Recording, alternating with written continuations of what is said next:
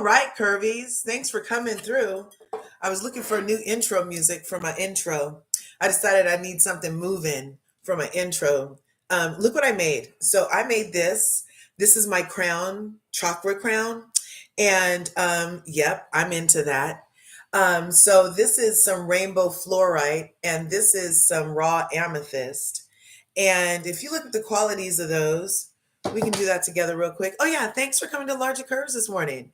Come on in. Make sure you smash that like button, smash the subscribe button, because you know we love smashing.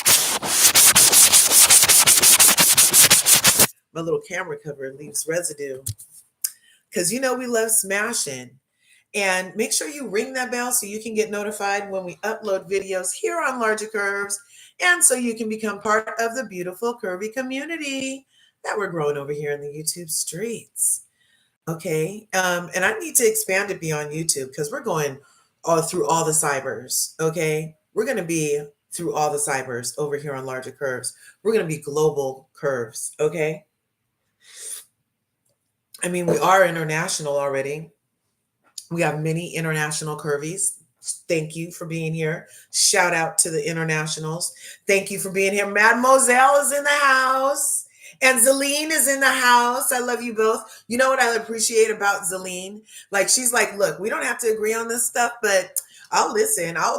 We don't have to disrespect. We don't have to nothing. We don't have to agree for us to still be around one another. And that was one thing that Chanita said in that thing that, like, I don't know why that's such a big problem, to be able to be around somebody who you don't necessarily like, because I feel like it shows a form of maturity and personal growth to be able to do that. For those of you who don't know, I just drifted into Love and Marriage Huntsville, and Dr. Chanita Foster, the new lady on there who's getting called all kind of big backs, and she came out talking about her mental health.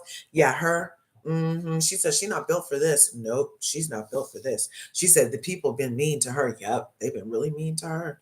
And she said she's not built for this, y'all. And she's like, she took off her shirt. She was like, "Is my back really that big?" And she has like a freaking beautiful back. She's not even broad in the shoulders or nothing. And the people are giving her a complex about her back. They got her kids coming home talking about, "Mom, are you a woman? Did you really have us?" Because the people are saying because she's like 6'2", that she's somehow mannish. She is gorgeous, gorgeous with or without makeup. Okay. And all she is tall. That's all she is tall.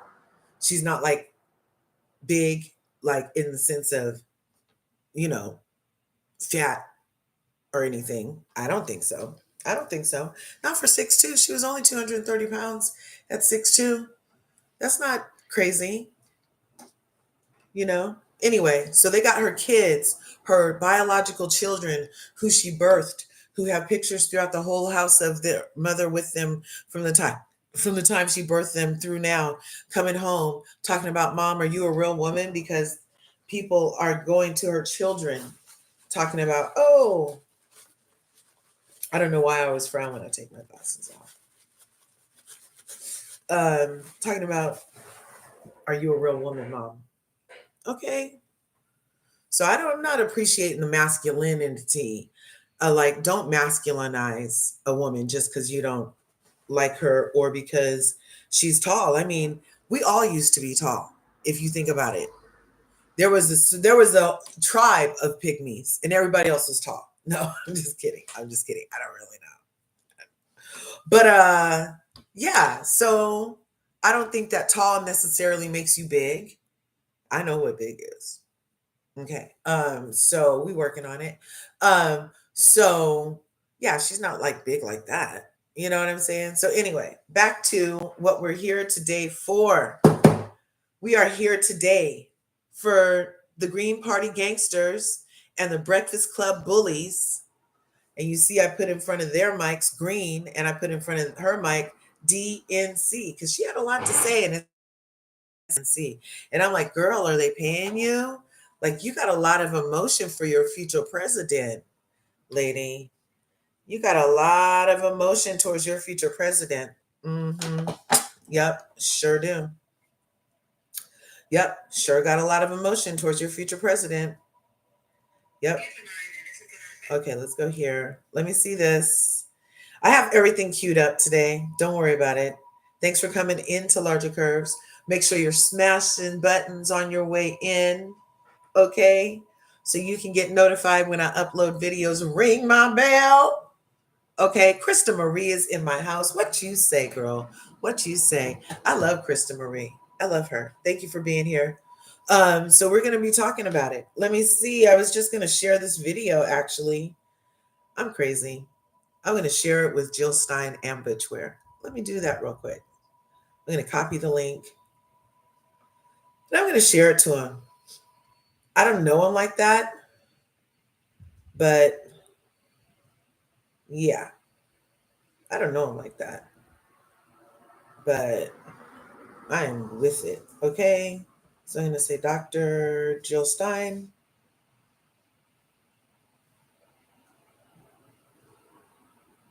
And then I'm going to say, love to hear your side.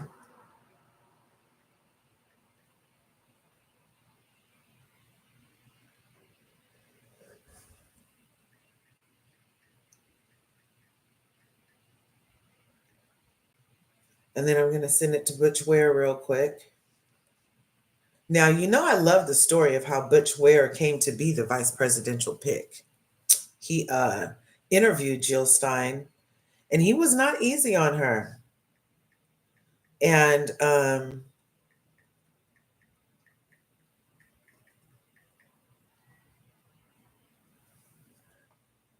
I'd love to have you on. Okay, he'll know what I mean. He'll know what I mean. Yeah, it's a one woman show over here. It's a one woman show. Okay, you guys. So we are here today, and we're going to listen to the interview of presidential candidate Jill Stein and Dr. Butch Ware, who are on the Green Party ticket. And they will be at the Breakfast Club, which is a major stop on anybody's political interview rounds. What do they call it? Anybody's PR. Here we go. Anybody's PR. And look, they went anybody's PR for being political. Somehow the Breakfast Club became a premier stop on the political public relations type of get your vote out, let's listen to your platform for urban America. Come over to the Breakfast Club. And Charlemagne the God, who I don't agree with chair sniffing or anything like that, and the things that Jessica lady said happened is kind of like, and you know, and even the things that he's said that he's done to his wife, you know, and I mean, even if that wasn't kidding, then that's like really like, that's like, yeah, you know how when you're drunk, you tell the truth. Sometimes when people kid, they telling the truth. So, oh look, I'm all nosy.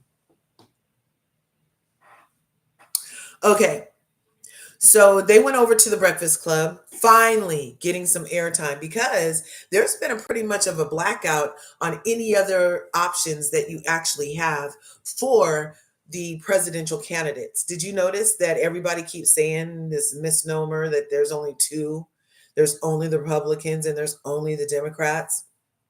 Look, we've been dealing with only the Republicans and only the Democrats since what, 1776 or whenever they started doing this stuff, and specifically for the ultra melanated African Americans, foundational Black Americans, et al. We've known that it's been like what, over 450 years in this country specifically of abuse towards us, of reparations owed, of a lot of different things, you know. And I don't feel that it's being racist to bring this stuff up. This is simply American history as per Larger Curves. Oh yeah, real quick, copyright disclaimer. Copyright disclaimer under section 107 of the Copyright Act of 1976, okay? Copyright disclaimer under Section 107 of the Copyright Act of 1976, allowance is made for fair use for purposes such as criticism, comment, news reporting, teaching, scholarship, and research. Fair use is use permitted by copyright statute that might otherwise be infringing. Nonprofit, educational, or personal tips the balance in favor of fair use. So we're commenting, obviously. I'll definitely be criticizing. Um, and I think that we're doing some news reporting because you might not have known about this. So I'm reporting it to you. And it's news because it has to do with who's about to be in our 4-year relationship with America for the next 4 years. Like who's about to be Big Daddy. Okay. So, yeah, or Big Mama, right? So we're doing criticism, comment, news reporting. Hopefully the Green Party will be teaching somebody something because they actually have a way of getting some funds released and triggering some other things that are happening on day one. So hopefully it'll be teaching, scholarship. Well, we do appreciate your support here at Larger Curve. So that's a form of a scholarship and research. Yeah, because I think it's in our best interest to research who exactly is going to be in our relationship for the next 4 years. Think about it. It's like a relationship. And I kind of feel like somebody needs to call somebody, but the authorities are in on it at this point. But we're kind of in a DV situation with America at this point. It's a form of DV going on. I mean, we work hard, we pay our tax dollars, none of it comes back to us. They Workers get persecuted with more work and less pay and get punished by increasing the prices but not increasing the wages, um, by not making healthcare or housing a human right. That's a form of abuse. Like if you're in a relationship, don't you expect the person to provide for you to a degree, right? Like you guys provide for each other, hopefully. You know what I'm saying? There's nothing wrong with providing for each other, but when you have trillions of our tax-paying dollars and are actively uh, funding what some would call a form of genocide, there could be um, a way that people feel about that people could see that as like a form of abuse, don't you think? Like, I feel like that's a form of financial abuse. Like, if you were in a relationship and you were giving your part financially to the relationship pot, and they took all of the relationship pot and paid them, and they were living great, and then gave all their money, all the rest of your money to their ex so she could spend it with her new boo, or he could spend it with his new boo, and then yell at you when you're like, but wait, what about me? And then tell you to your face that I'm not doing nothing specifically for you, but my collard greens in the bathtub make us the same, which I'm going to say it every time. She should have never said that story out loud with the cackle. I think she got a cackle coach for that debate because we did not hear the cackle. We know that Gina from Real Housewives of OC finally got a posture coach. And I think that Kamala Harris got a cackle coach because we did not get the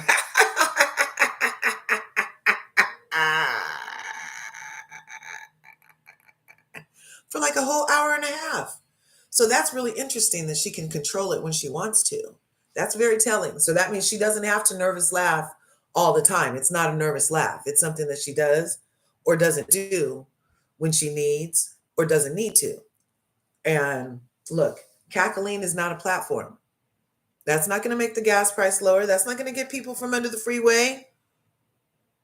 Anyway, um, Where was I? Where were you, Larja? See, listen, Larja. See? Damn it. Okay, this is just Sao Paulo. Oh.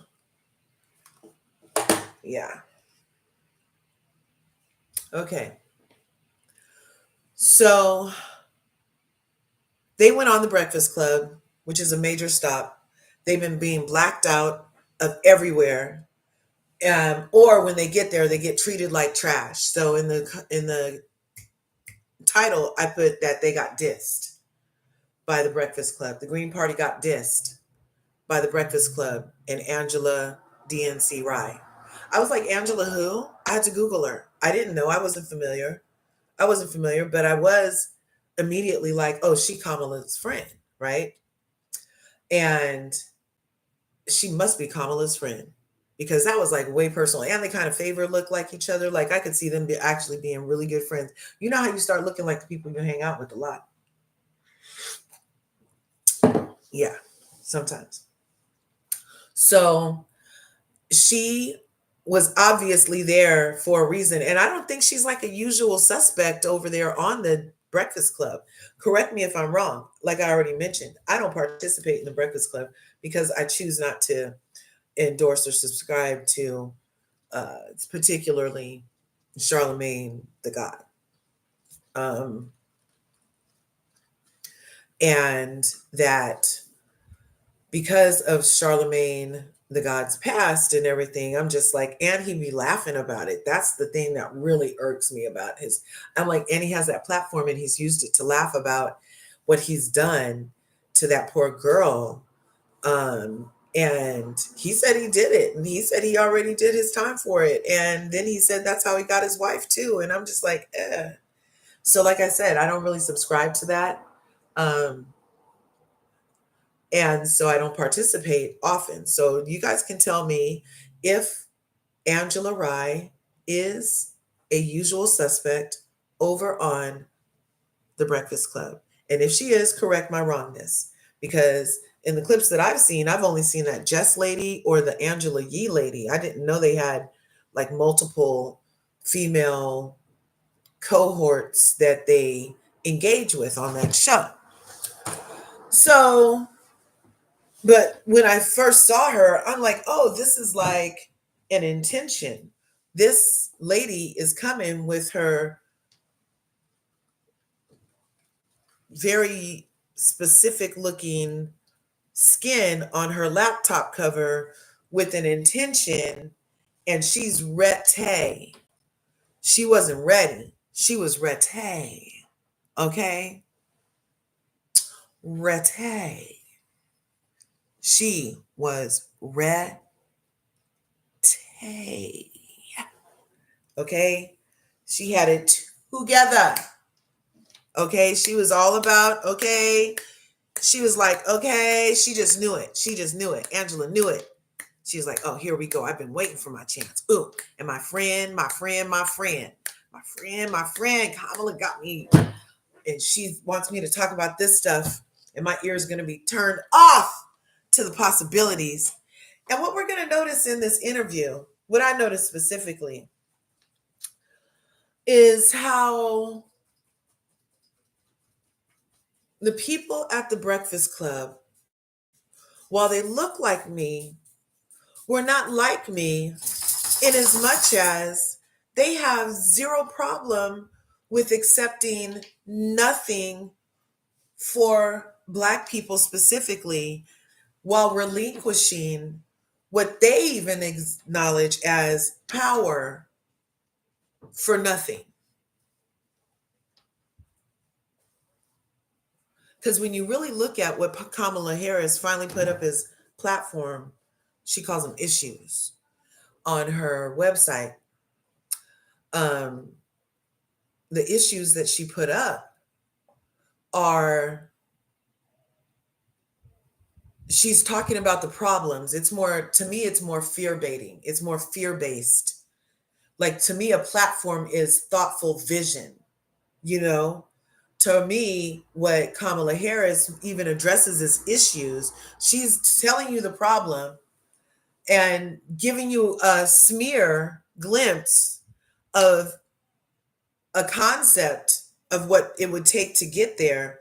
And then at the bottom of every single issue category she has, she says what Trump is going to do in a different color. And in red, it says Trump 2025. So why put that on your website when we're here to learn about you, lady?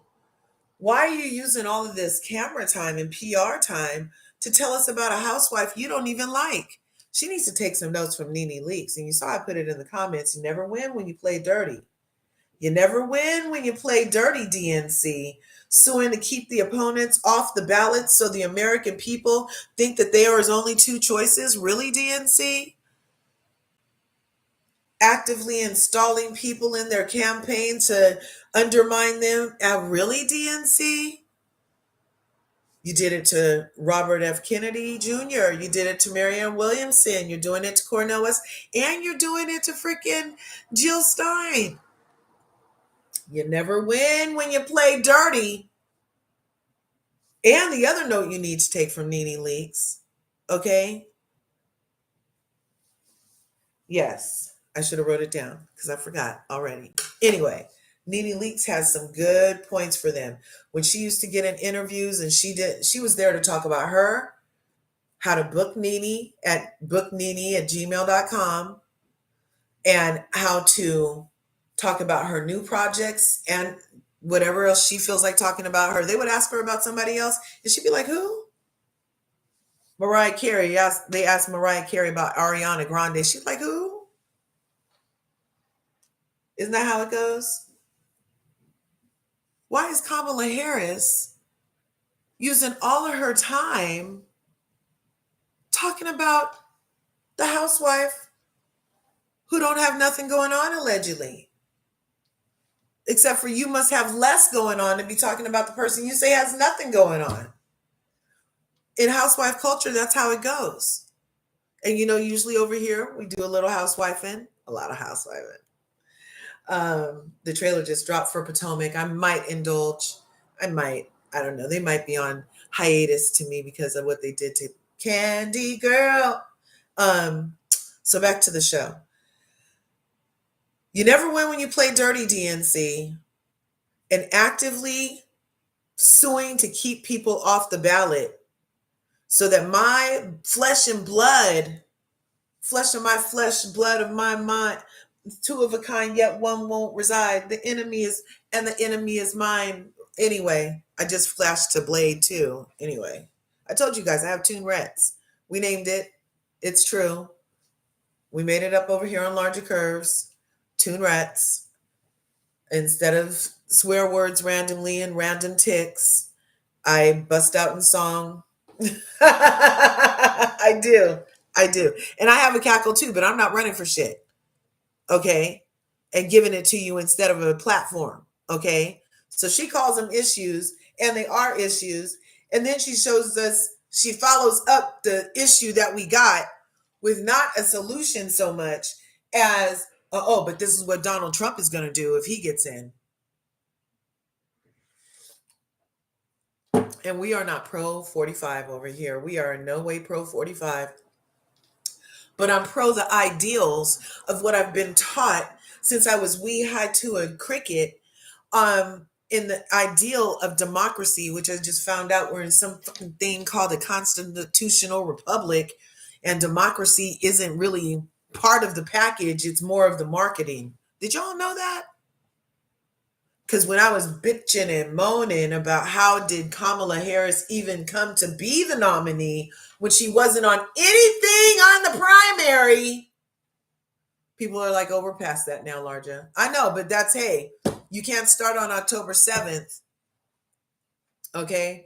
You got to start where it starts. And she wasn't on the ticket in the primary. Never have I ever cast a vote for someone and then they say, oh, I don't want it anymore. Here, I'm going to give it to this person without my consent. I did not consent. I did not agree. And it was a pity vote for Joe anyway. I gave him a pity vote. My father had just passed, And he and I had a very lengthy conversation. It was one of our